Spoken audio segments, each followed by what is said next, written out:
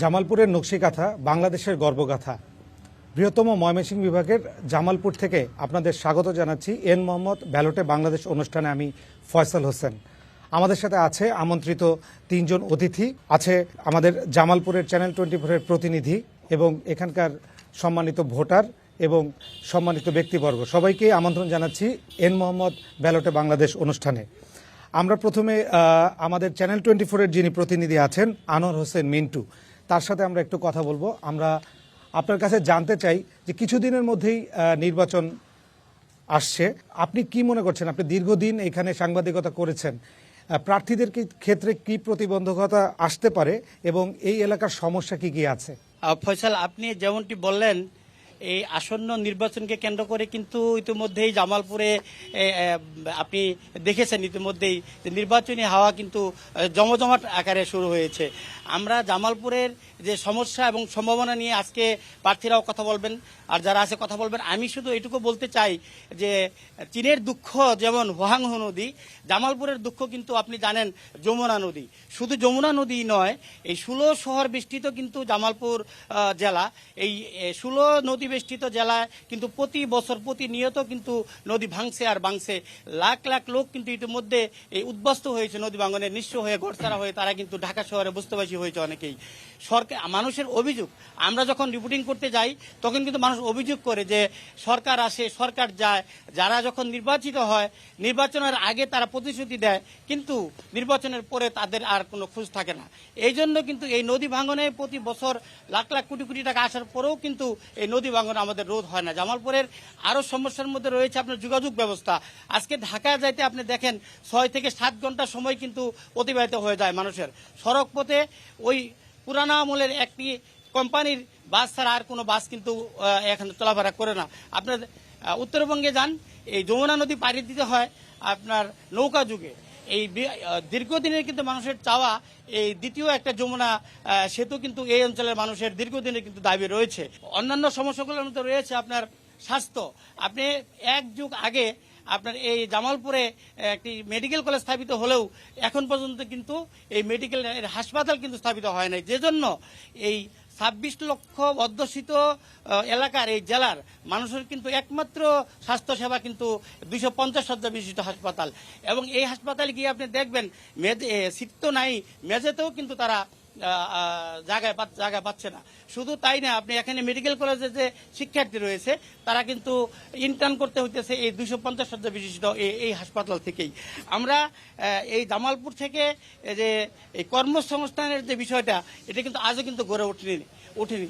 অনেক সমস্যা রয়েছে, কিন্তু তার মধ্যেও কিন্তু সম্ভাবনার কথা কিন্তু জামালপুরে আছে। যেমন আমাদের জিআই নকশি কাঁথা আছে, জিআই পল্লীর আমাদের রয়েছে এখানে ইপিজেড, আমাদের রয়েছে এখানে এশিয়া আর অন্যতম একটি বৃহত্তম সার কারখানা যমুনা সার কারখানা, এখানে রয়েছে দিল বাংলা সুগার মিল। কিন্তু যোগ্য নেতৃত্বের অভাবে এবং সুষ্ঠু ব্যবস্থাপনার অভাবে জামালপুরবাসী কিন্তু কোনোটারই সুষ্ঠু সেবা পাচ্ছে না। কাজেই আসন্ন জাতীয় সংসদ নির্বাচনে আজকে যারা প্রার্থী হয়েছেন যাদেরকে মানুষ ভোট দিবে, পছন্দ করবে, আমরা এই জামালপুরবাসীর চাওয়া যে তারা যেন জামালপুর মানুষের কথা বলে, জামালপুর উন্নয়নের কাজ করে, এমপি হয়ে যান, এলাকায় থেকে মানুষকে সবার খেদমত করে।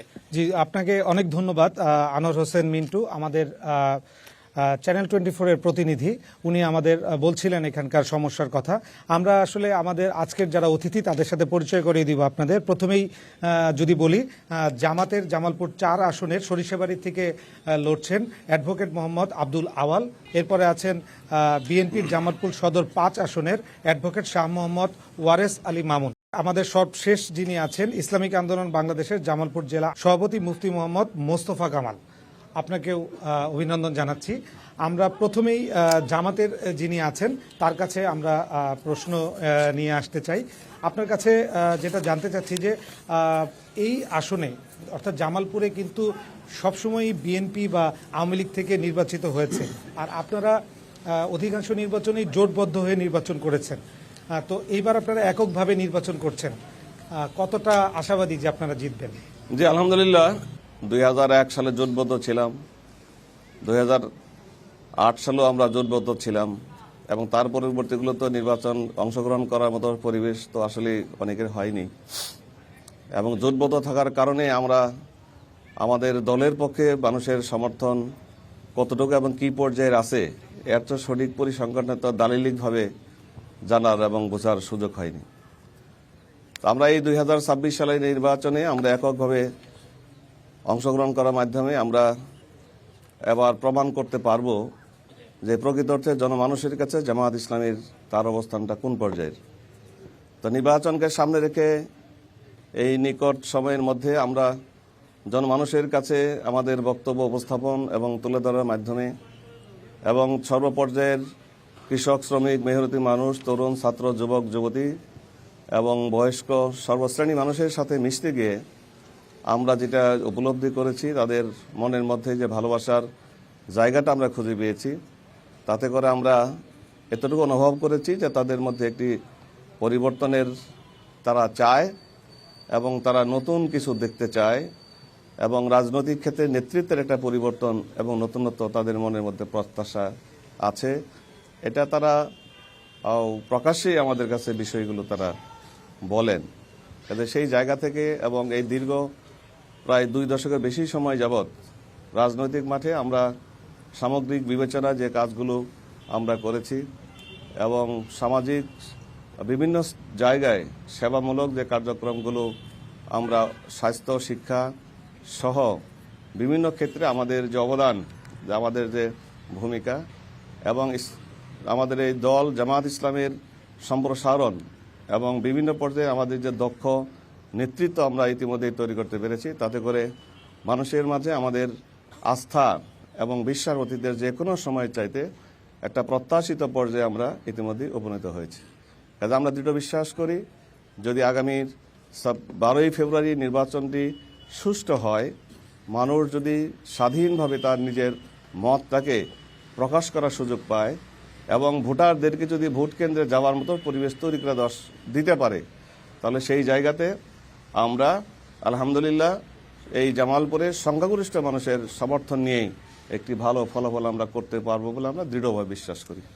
আপনাকে অনেক ধন্যবাদ। আমরা একটু বিএনপির যিনি আছেন সদরের, তার সাথে কথা বলবো। সদর 5 থেকে এবার নির্বাচনে লড়ছেন আপনি। আপনার কাছে আমার প্রশ্নটা হচ্ছে, এই যে আসন, এই জামালপুরে আমরা দেখেছি যে বিএনপি হয়তো, আমার যদি ভুল না হয়, 1991 সালে একবার জয়লাভ করেছে, আর তাছাড়া আওয়ামী লীগই সবসময় এই আসনগুলোতে জয়লাভ করে। তো এইবারের নির্বাচনে আপনি কি কোনো চ্যালেঞ্জ মনে করছেন, যেহেতু আওয়ামী লীগ নেই, এই ভোটগুলো অন্য কোনো প্রার্থী পাবে কিনা বা বিএনপিকেই দিবে কিনা, বা আসলেই এই যে ভোটাররা তারা ভোট দিতে আসবেন কিনা, আপনার ধারণাটা কি? না, ধন্যবাদ আপনাকে। আজকের এই অনুষ্ঠান যারা অংশগ্রহণ করছেন প্লাস যারা শুনছেন, আমি সকলকে আমার প্রিয় দল বিএনপির পক্ষ থেকে সালাম জানাচ্ছি। আপনার বক্তব্যর প্রশ্নের জবাব দিয়ে আমি শুরু করতে চাই আর কি। গত কয়েকটি নির্বাচন 2008, 2014, 2018, 2024 4টি জাতীয় নির্বাচন বাংলাদেশের মানুষ ভোট দেওয়ার সুযোগ পায় নাই। এই 4টি জাতীয় নির্বাচন ফলাফল আমরা কখনোই গ্রহণযোগ্য মনে করি না। যে কারণে আপনি যদি দেখেন দীর্ঘ সময় আমরা আসলে নির্বাচিত হওয়ার সুযোগ পাই নাই, জনগণ ভোট দেওয়ার সুযোগ পাই নাই। যে কারণে এই 4টি নির্বাচনের ফলাফলকে খুব বেশি গুরুত্ব দেওয়া যাবে এটা আমরা মনে করি না।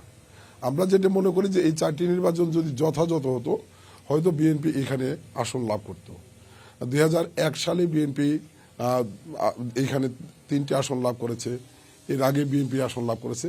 তারপরেও যেটি বাস্তবতা সেটা হলো যে আমরা জনগণ গত 17 বছর ভোটে অংশগ্রহণ করতে পারে নাই, তাদের মতামতের প্রতিফলন ঘটাতে পারে নাই। যে কারণে জনগণের কোনো মূল্য জনপ্রতিনিধি বা সরকার যারা গঠন করেছে তাদের কাছে ছিল না। আমরা জনগণের ভোটের অধিকার প্রতিষ্ঠার সংগ্রাম করেছি এবং এই 17 বছর সংগ্রামে এই বাংলাদেশের ইতিহাসে সবচেয়ে বড় ত্যাগ স্বীকার করেছেন এদেশের অবিসংবাদিত বেগম খালেদা জিয়া।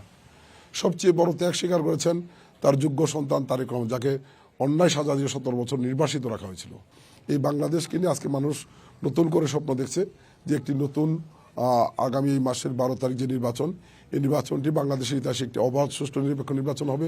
আমরা যখন ভোটের ময়দানে যাচ্ছি আমরা দেখছি যে মানুষের মধ্যে ভোট নিয়ে ব্যাপক সাড়া ইতিমধ্যেই তৈরি হয়েছে।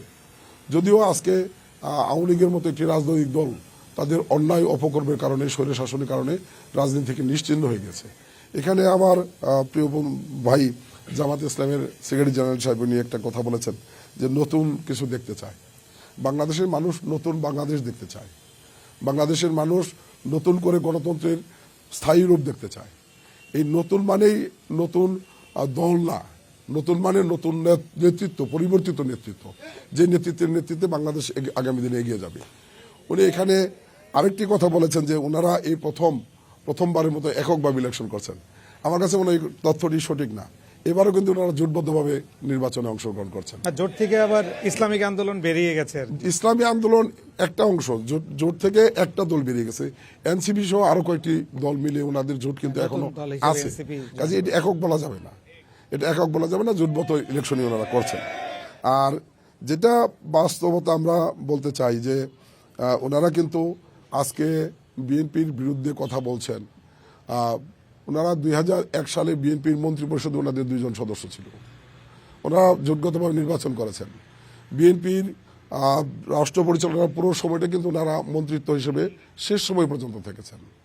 যদি আমরা 2000 সম্ভবত 8 সাল অথবা 2018 সাল ওনারা কিন্তু ধানের শীষ প্রতীক নিয়ে নির্বাচন করেছেন।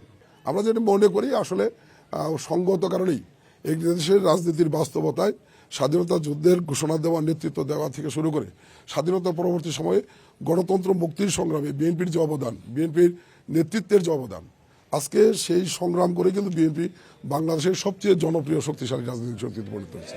এটা অস্বীকার করার কোনো সুযোগ আছে বলে মনে করি। জি, ধন্যবাদ আপনাকে।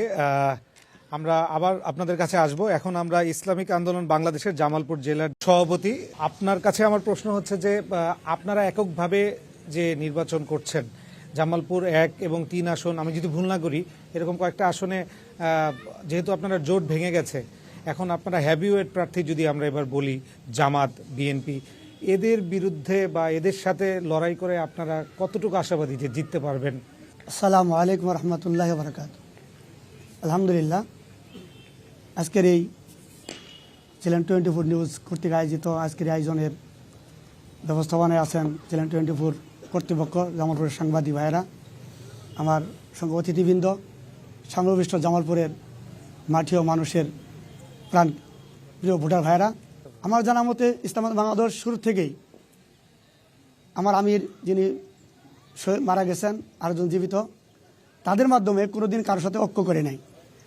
আপনারা জানেন 18 দলীয় জোট ছিল, 20 দলীয় জোট ছিল, একদিক 12 দলীয় জোট, 18 দলীয় জোট, এক 20 দলীয় জোট, এক জোট, একটু ভোট কম পাওয়ারই কথা। এরপরে অনেক খান্তি আমরা লড়ছি, প্রতিদ্বন্দ্বিতা করছি। জামালপুরে গত 18 সালে আমরা দ্বিতীয় হয়েছিলাম বক্সিমধ্যে, আমার এক প্রার্থী, হাতপাকা প্রার্থী।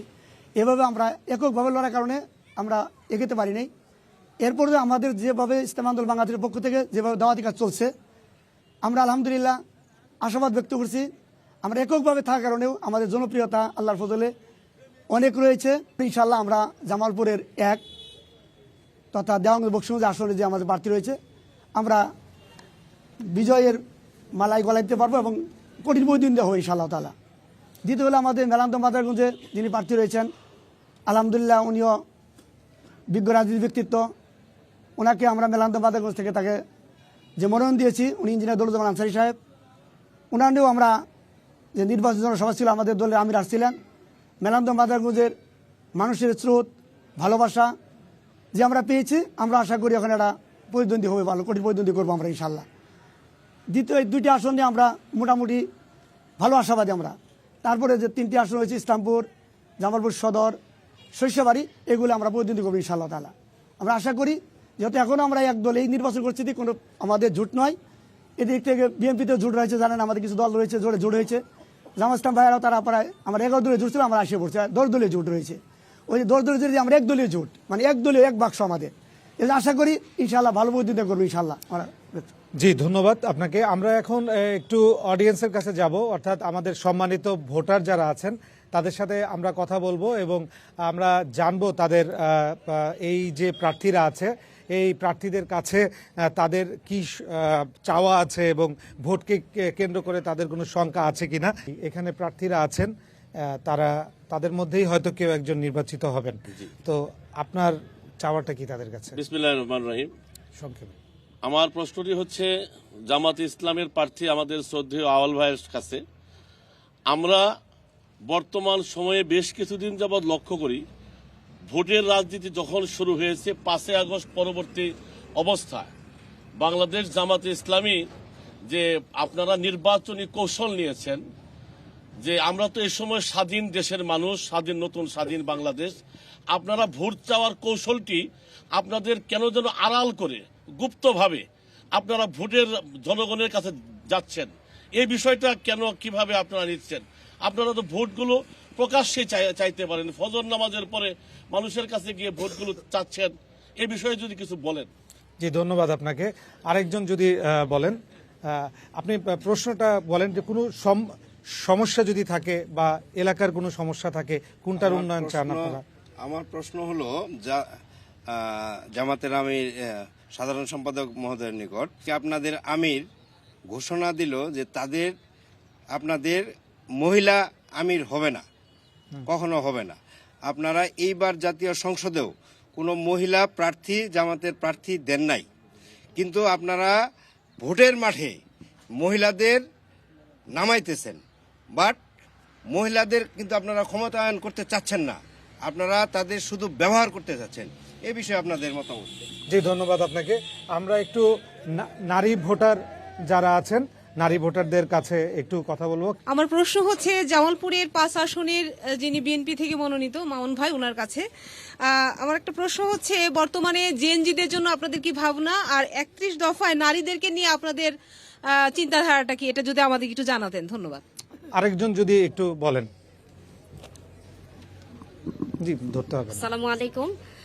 আমি জামালপুর 5 আসনের মামুন ভাইয়ের কাছে প্রশ্ন রাখছি যে আমরা অনেক সময় দেখেছি যে জামালপুরে যখন বিভিন্ন জায়গায় আমরা ক্যাম্পেইনে যাচ্ছি, বিশেষ করে কালীবাড়ির দিকে একটা ঘটনা ঘটেছে যে ওখানে কাজ করতে দেয়া হয়নি মহিলাদেরকে, তাদেরকে ওই এলাকা ছেড়ে চলে যেতে হয়েছে, বাধ্য করেছে। তো একটা স্বাধীন মানে নতুন কোন দল থেকে বাধ্য করেছে? বিএনপি থেকে। ওখানকার মানে কাদের বাধ্য করা এলাকার হচ্ছে? মহিলাদেরকে বের করে দিয়েছে যে আচ্ছা, আপনারা আচ্ছা, আচ্ছা। ভোট চাইতে পারবেন জি, না জি। এখানে। ও আচ্ছা, মানে আপনি বলছেন যে ভোট চাওয়ার ক্ষেত্রে বাধা দেওয়া হচ্ছে, ক্যাম্পেইনে। বুঝতে, জামাতকে বাধা দেওয়া হচ্ছে। হ্যাঁ। আচ্ছা, ঠিক আছে, আমরা বুঝতে পেরেছি আপনার প্রশ্ন। আমরা আরেকজন পুরুষ নিব, একটু যদি বলেন, আপনি একটু কাইন্ডলি বলবেন আপনার অভিযোগ থাকলে বা কোনো প্রশ্ন খুবই ছোট করে বলবেন। হ্যাঁ, ঢাকা থেকে জামালপুর এবং যে কানেক্টিং রাস্তা এবং রেলপথ, সাথে এই পার্শ্ববর্তী যে জামালপুর জেলার সাথে কানেক্টিং অন্যান্য জেলাগুলোর যোগাযোগ ব্যবস্থা, এই ব্যাপারে ওনার কোনো চিন্তা ভাবনা আছে কিনা? ধন্যবাদ। দর্শক, আমরা তাদের যে প্রশ্নগুলো নিলাম, এই প্রশ্নগুলো আমরা অবশ্যই উত্তর শুনবো আপনাদের কাছে। তারা বেশ কিছু প্রশ্ন করেছে আপনাদের, তো আমি আসলে আপনাদের কাছেই জানতে চাবো। প্রথমে জামাতের যিনি আছেন, জামাতের এবার জামালপুর 4 আসন থেকে আপনি নির্বাচন করছেন, ভোটারদের প্রশ্ন আপনি শুনলেন, আমি আবার নতুন করে রিপিট করতে চাই না। আপনার ওপিনিয়নটা কি, আপনার কি বলার আছে? জি, একজন প্রশ্নকর্তা জনাব সজীব খান আর বন্ধু জানতে চেয়েছেন যে জামাত ইসলামী গুপ্ত হিসেবে ফজর নামাজের পরে তারা ভোট প্রার্থনা করে। এখন আমি যদি পাল্টা প্রশ্ন এইভাবে করি যে নির্বাচনী বিধিমালা অনুযায়ী ফজরের পর ভোট চাওয়া কি এটা কোনো বাধা আছে কিনা, নিষেধ আছে কিনা? নাই।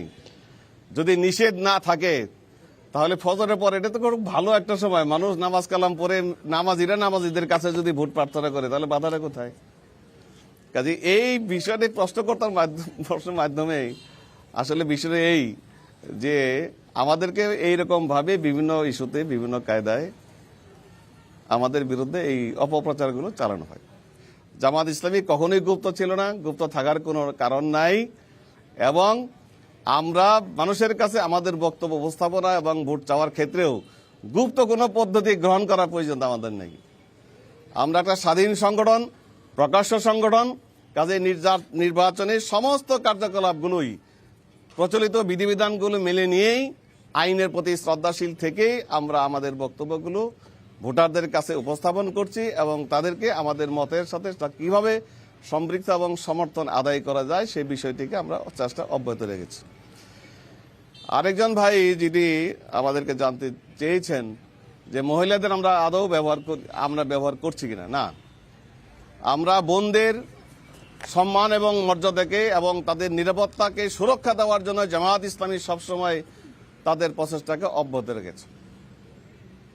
আমাদের জামাত ইসলামীর আমাদের যে সংগঠনের নির্বাচনের যে প্রক্রিয়া, বিভিন্ন পর্যায়ে যে দায়িত্বের বিষয়গুলো, এখানে প্রায় 42% অংশ যারা নেতৃত্বের জায়গায় আছে। আভ্যন্তরীণ নির্বাচনের জায়গায় 42% নেতৃত্ব জামাত ইসলামের মহিলা শাখার মধ্যে আমাদের টোটাল হিসাব অনুযায়ী আছে। কাজে আমরা আমাদের জায়গায় আমাদের বোনদেরকে নেতৃত্বের জায়গায় আমরা প্রতিস্থাপিত করেছি।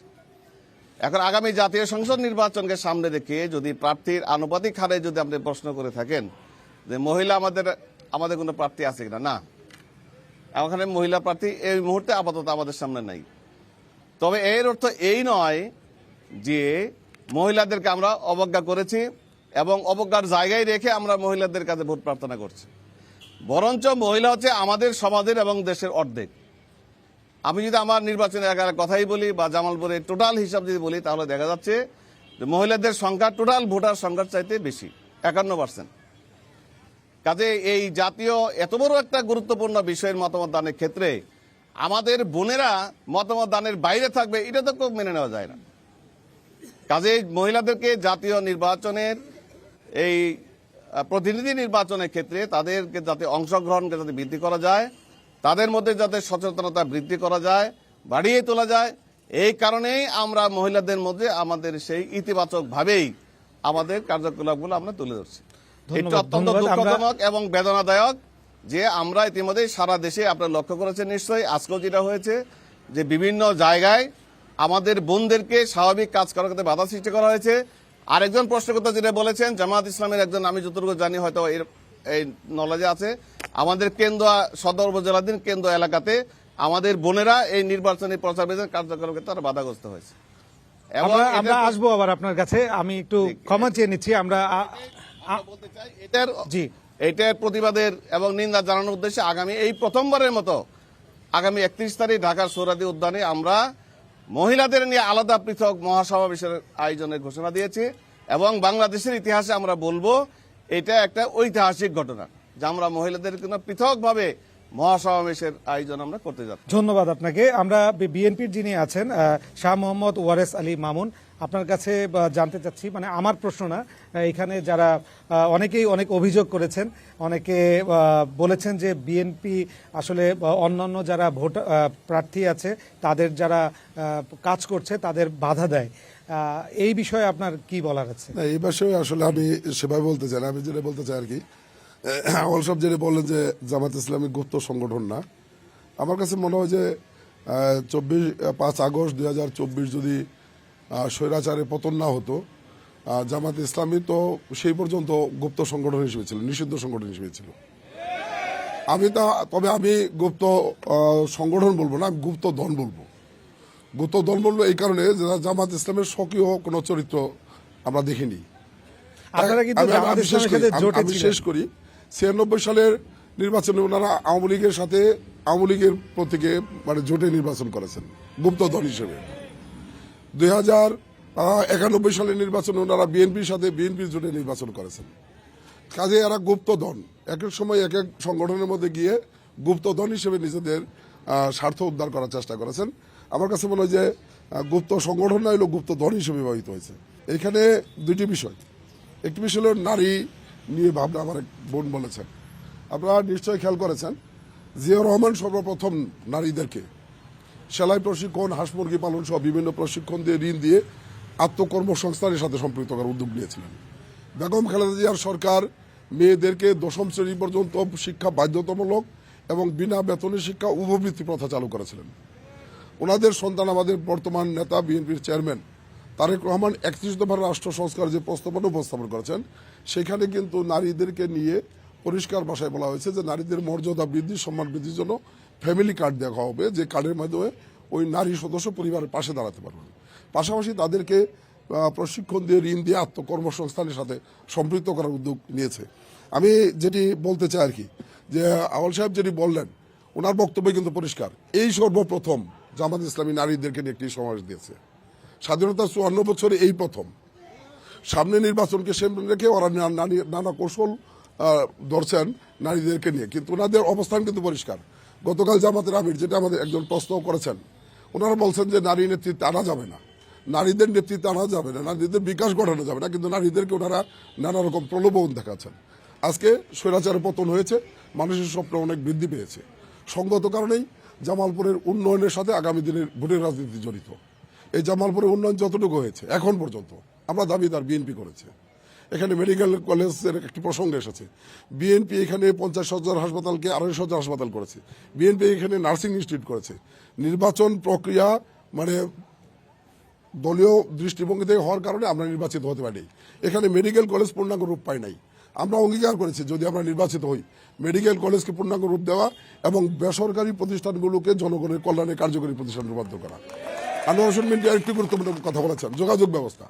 আমি বলেছি এখানে নতুন শিল্প কারখানা গড়ে তুলতে হলে ঢাকার সাথে জামালপুরের যোগাযোগ, বিশেষ করে টাঙ্গাইল জামালপুর সড়ক, ময়মনসিংহ জামালপুর সড়ক এবং ঢাকা জামালপুর রেল লাইন, এটাকে 4 লাইন করা, রেল লাইনকে ডাবল লাইনের যদি রূপান্তর করা যায়, যোগাযোগ ব্যবস্থার উন্নতি হলে এখানে ন্যাচারালি নতুন নতুন শিল্প কারখানা ঘটবে, এখানে নতুন নতুন প্রতিষ্ঠান ঘটবে, নতুন নতুন কর্মসংস্থানের সৃষ্টি হবে। আর যেটি উনি বলেছেন যে নির্বাচনে মাঠে বাধা দেওয়া, আসলে এখন পর্যন্ত ওই রকম কোনো ঘটনা আমরা দেখি নাই। তবে দু একটি ঘটনা আমি বলবো, একটি ঘটনা উনিও জানেন, এটি আইন শৃঙ্খলা মিটিংয়েও কথা হয়েছিল। ওনারা পতিত স্বৈরাচারের দোসরদেরকে ওনাদের বিভিন্ন মিটিংয়ে নিয়ে ওনারা নির্বাচনী কর্মকাণ্ড পরিচালনা করার চেষ্টা করেছেন। যে পতিত স্বৈরাচারের বিরুদ্ধে জনগণ সংগ্রাম করেছে, নানা নির্যাতনের শিকার হয়েছে, এখন ভোটের মাঠে যদি সেই পতিত স্বৈরাচারের কোনো দোসর জামাত ইসলামের নির্বাচনী কর্মকাণ্ডের সাথে সম্পৃক্ত হয়, এটা জামাত ইসলামী তাদের নির্বাচনের কারণে মেনে নিতে পারে, সাধারণ জনগণ এটি মেনে নেবে না, অন্য রাজনৈতিক মেনে নেবে না। এই বাস্তবতার মুখোমুখি আমরা হয়েছি। তারপরে আমরা আশ্বস্ত করছি যে এই নির্বাচন একটি সুষ্ঠু সুন্দর নির্বাচনের জন্য আমরা সংগ্রাম করেছি। আমরা সুষ্ঠু সুন্দর নির্বাচন চাই, আমরা ভোটের মাঠে আছি এবং নির্বাচন সুষ্ঠু সুন্দর করার জন্য আমাদের নেতাকর্মীদেরকে আমরা ধৈর্যশীল হওয়ার আহ্বান জানাবো। জি, আপনাকে ধন্যবাদ অনেক। আমরা ইসলামিক আন্দোলন বাংলাদেশের যিনি আছেন মোস্তফা কামাল, তার কাছে জানতে চাবো যে আপনি কি মনে করছেন যে এই নির্বাচনকে অনেকেই বলছে যে নির্বাচন ঘিরে অনেক সহিংসতা হতে পারে, আপনি কি মনে করছেন, সহিংসতা কি হবে আপনাদের জামালপুর জেলায়? এখনো যে পরিবেশটা চলতেছে সারা বাংলার তুলনায় এখনো কিছু বোঝা যাচ্ছে না। তবে সামনে পরিস্থিতি, বিভিন্ন তথ্য, গোয়েন্দা তথ্য, বিভিন্ন তথ্য আসতেছে, কোনো কিছু ঘটতে পারে। যে আমরা চাই না কোনো কিছু ঘটুক, সুষ্ঠু নির্বাচন হোক। এর আগে বিগত সরকারকে দমন করতে গিয়ে, সরাতে গিয়ে, দেশ ত্যাগ করতে গিয়ে সকলের অবদান ছিল, সব দলীয় অবদান ছিল। যেহেতু আমরা একটি সরকারকে দমন করেছি, সে দেশ ত্যাগ করাতে বাধ্য হয়েছি, আমরা যেন আর এরকম স্বৈরাচার না হই, এটাই আমি আশা করবো। আমরা এটা যদি করি তাহলে আমরা আবার টিকে থাকতে পারবো না। শেখ হাসিনা যেরকম একটি ক্ষমতা দেখাইছিল সে টিকতে পারে নাই, যদি কেউ করতে চায় সেও টিকতে পারবে না। আচ্ছা, আপনাকে অনেক ধন্যবাদ। আমরা আবার একটু দর্শকদের সাথে কথা বলবো। আপনাদের যদি কোনো সমস্যা থাকে বা আপনারা কি চান কিভাবে এই জামালপুর জেলাটা উন্নয়ন হোক? আমাদের ভোটার সংখ্যা পুরুষের পাশাপাশি মহিলাদের সমান সমান আমরা ভোটার। এখন ওনারা যদি নির্বাচিত হয়, আমাদের যে আমরা বিএনপি করি, আমাদের একটা কোঠা আছে, ওনারা কি কোনো মহিলা কোঠা আনবে কিনা, আর মহিলাদের কি সুযোগ সুবিধা দিবে? আপনি একটু বলবেন খুবই সংক্ষেপে আর কি, আপনি কি চাচ্ছেন, কি ধরনের এমপি নির্বাচিত হোক বা কাকে? আমরা সাধারণ মানুষ হিসেবে আমরা একটা রাজনৈতিক স্থিতিশীলতা চাই। তো দেখা যাচ্ছে নির্বাচনের উত্তাপের পাশাপাশি কিছু জায়গায় দেখা যাচ্ছে রাজনৈতিক সহিংসতা হওয়ার একটা সম্ভাবনা দেখা যাচ্ছে। রাজনৈতিক কিছু একটি মহল দেখা যাচ্ছে নির্বাচনকে প্রশ্নবিদ্ধ করতে চাচ্ছে। তো এই প্রার্থীদের কাছে আমাদের প্রশ্ন হচ্ছে যে নির্বাচনের এই পরিস্থিতিকে তারা কতটুকু নিয়ন্ত্রণে আনতে পারবেন এবং নির্বাচিত হলে পরবর্তী রাজনৈতিক পরিস্থিতি সৌহার্দ্যপূর্ণ হবে কিনা, এটাই আমার প্রশ্ন। ধন্যবাদ আপনাকে। আমরা একটু সামনে যাব। আপনারা কি ধরনের এমপি চাচ্ছেন, কি ধরনের হোক? আগামী সরকার যে আসুক, সেই সরকারে জামাত ইসলামী এই ফ্যাসিস্টের মতো করে যাদেরকে বিচারের জন্য এই ট্রাইব্যুনালে বিচারের পক্ষে অবস্থান নিয়েছে, আপনাদের বিরুদ্ধে যদি কোন সরকার অথবা কেউ যদি আবার অবস্থান নেয় আপনাদের মানবতা বিতর্কিত কর্মকাণ্ডের জন্য, তাহলে তখন আপনাদের ভূমিকা কি থাকবে? এটা একটা প্রশ্ন। আরেকটা প্রশ্ন একটু সংক্ষেপে। জি, অ্যাডভোকেট ওয়ারেস আলী মোহাম্মদের কাছে আমার প্রশ্ন যে আমরা জানি যে জামালপুরে বিগত আন্দোলনে 4 জন শহীদ হয়েছে, এর মধ্যে একজনের ব্যাপারে আপনি উদ্যোগ নিয়েছেন একটা তার নামকরণের জন্য, আরো 3 জন শহীদ আছেন। যদি আপনি নির্বাচিত হন তাহলে এই আরো যে 3 জন শহীদ আছেন তাদের 17 জনের ভিতরে জামালপুর সদরে 4 জন। তো একজন উনি ওনার নেতৃত্বে একটা সদ্য মিলনায়তন হয়েছে, আরো 3 জন যে শহীদ আছে একই ধরনের ব্যবস্থা উনি নেবেন কিনা? কি করবেন? হ্যাঁ, বুঝতে পেরেছি। দর্শক, আমরা আপনাদের যে প্রশ্নগুলো, এই উত্তরগুলো আমরা জানবো। আমি একটি জিনিস জানিয়ে রাখতে চাই, ময়মনসিংহ বিভাগে মোট 4টি জেলা রয়েছে এবং এখানকার আসন সংখ্যা হচ্ছে 24টি এবং ভোটার হচ্ছে প্রায় 21 লাখেরও বেশি। আপনাদের 3 জনের কাছেই আমার একই ধরনের প্রশ্ন। প্রথমে আমি জামাত ইসলামের যিনি আছেন তার কাছে জানতে চাই যে এইবারের যে নির্বাচন হচ্ছে, অনেকেই শঙ্কা করছে অনেক ধরনের সহিংসতা হতে পারে। তো আপনি কি মনে করছেন, নির্বাচনে কি কোনো ধরনের সহিংসতা হবে, বা হলে আপনারা সেটা কিভাবে মোকাবেলা করবেন? জি, আগামী 12ই ফেব্রুয়ারি অনুষ্ঠিত নির্বাচন সংক্রান্ত বিষয়ে আমার যে অভিজ্ঞতা এই মুহূর্ত পর্যন্ত, তাতে করে আমি দেখতে পাচ্ছি যে নির্বাচনটি সুষ্ঠু হবে না। বিশেষ করে জামালপুর 1, দেওয়ানগঞ্জ বক্সিগঞ্জ, জামালপুর 4 সরিষাবাড়ি, জামালপুর 5, জামালপুর সদর, এই 3টি আসনের এখন পর্যন্ত যে অবস্থা আমরা বিরাজ করছি, তাতে নির্বাচন সুষ্ঠু হওয়ার কোনো সম্ভাবনা নেই। সরিষাবাড়িতে গতকাল পর্যন্ত প্রতিটি ক্ষেত্রে প্রতিটি জায়গায় একের পর এক বাধার সম্মুখীন হচ্ছি। এবং সর্বশেষ আমার কাছে ডকুমেন্ট আছে, যে ডকুমেন্টটা আমি জেলা প্রশাসককে দিয়েছি, যে ডকুমেন্টটা আমি আমার এই ম্যাজিস্ট্রেট বিচারিক যে দায়িত্বপ্রাপ্ত ম্যাজিস্ট্রেট তার কাছে অভিযোগ আকারে দিয়েছি।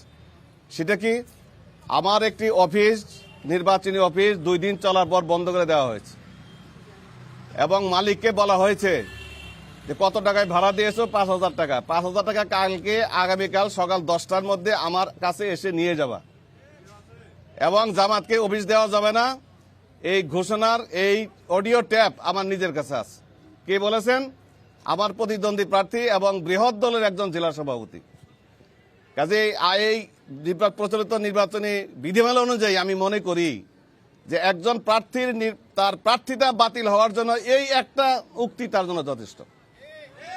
এবং গত 25 তারিখ পিংনা ঋষি এলাকায় হিন্দু ভাইদেরকে নিয়ে আমি একটা সমাবেশ করেছি, 5টার মধ্যে শেষ হয়েছে এবং সন্ধ্যা 7টার সময় তার বাড়িতে গিয়ে রাজনৈতিক পরিচয় বহন করে এমন একজন ব্যক্তি, সোহাগ নাম, এবং উদ্যোক্তা ছিলেন গঙ্গা, তাকে ফিজিক্যালি এমনটা টর্চার করা হয়েছে, এমন ভীত সন্ত্রস্ত করা হয়েছে, সে এখন মার খাওয়ার পরেও সাংবাদিকদের সামনে বলতে সাহস পাচ্ছে না যে আমাকে সে মেরেছে।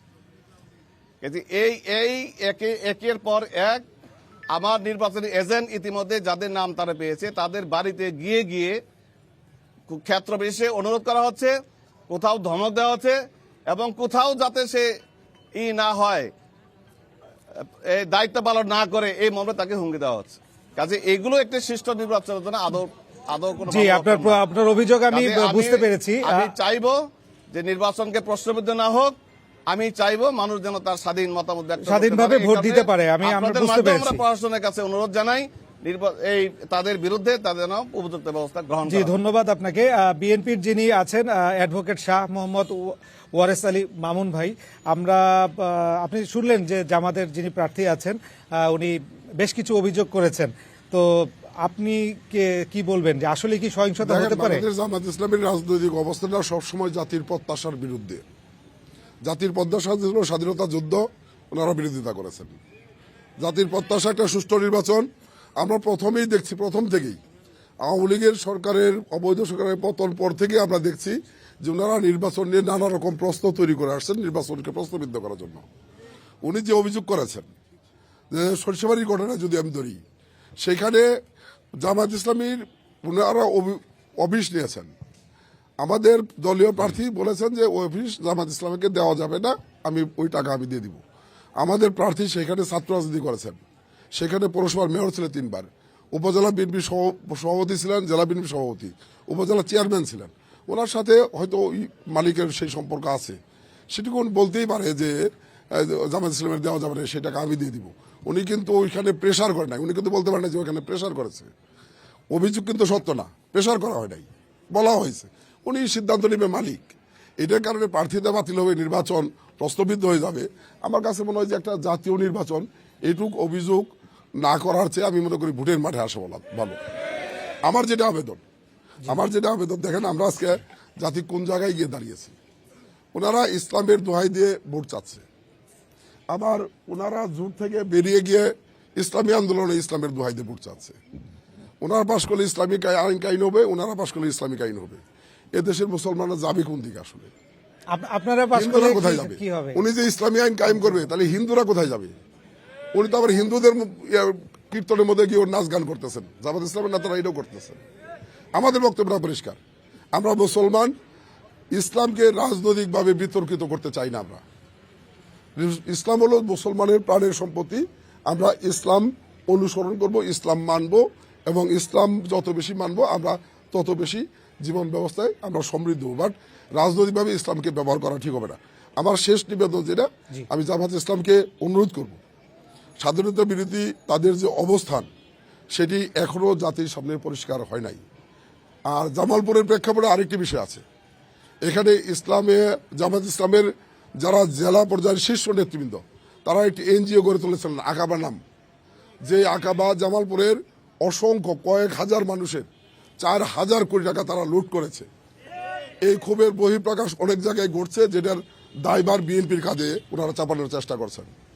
এই অবস্থানটি যদি ওনারা পরিষ্কার না করেন তাহলে এই জায়গাগুলো থেকে বেরিয়ে আসা খুব কঠিন হবে। আমি আবারও বলছি, আমরা 17 বছর সংগ্রাম করেছি সুষ্ঠু নির্বাচনের জন্য। সুষ্ঠু নির্বাচনের জন্য বিএনপির যতটুকু সহনশীল হওয়া উচিত, যতটুকু ধৈর্যশীল হওয়া উচিত, যতটুকু ছাড় দেওয়া উচিত, আমরা সেটা দিবে। কারণ ভোটের ময়দানে আমরাই জনগণের কাছে। জি, ধন্যবাদ আপনাকে। ইসলামিক আন্দোলন বাংলাদেশের জামালপুর জেলার সভাপতি, আপনার কাছে এক কথায় আপনি বলেন এবার ইলেকশন কেমন হবে, জাস্ট এক কথায় যদি বলেন। আলহামদুলিল্লাহ, আমরা এখন আশা করি লেভেল প্লেইং নির্বাচন হবে। যদি কেউ মানে অন্য দরজায় ঢোকার চেষ্টা করে আমলে তাদের মঙ্গল হবে না। এই জন্য আমি মনে করি সুষ্ঠু নির্বাচন আশাবাদ ব্যক্ত করছি আমি, ইনশাল্লাহ সুষ্ঠু নির্বাচন হবে। এবং নির্বাচনে যদি কোনো সহিংসতা হয় সেক্ষেত্রে আপনাদের উপরে কি কোনো সহিংসতা হতে পারে নাকি শুধু জামাত বিএনপির মধ্যেই মনে করছেন সহিংসতা হবে? আমাদের সাথে অনেকখানি হচ্ছে তো এখনো, আমরা তো চাইলে হবে, আমরা চাচ্ছি যাতে না হয়। অনেকখানি হয়ে গেছে, এরকম প্রতিবাদ করতেছি আমরা বা করা হচ্ছে। আমি মনে করি আমরা যেন পূর্বের সরকার থেকে আমরা শিক্ষা নিতে পারি যে তারা রাতের বুড়ে মানে দিনের বুড়ে আইতে শেষ করছে, আমরা এরকম কেউ না করতে চাই, করলে তার জন্য ভালো হবে না। আমি আবার বলতেছি আমরা সুষ্ঠু নির্বাচন চাই। জি, ধন্যবাদ আপনাকে। জামালপুরে এন মোহাম্মদ ব্যালটে বাংলাদেশ অনুষ্ঠান থেকে সবাইকে ধন্যবাদ জানাচ্ছি। দেখা হবে পরবর্তী কোনো জেলায়।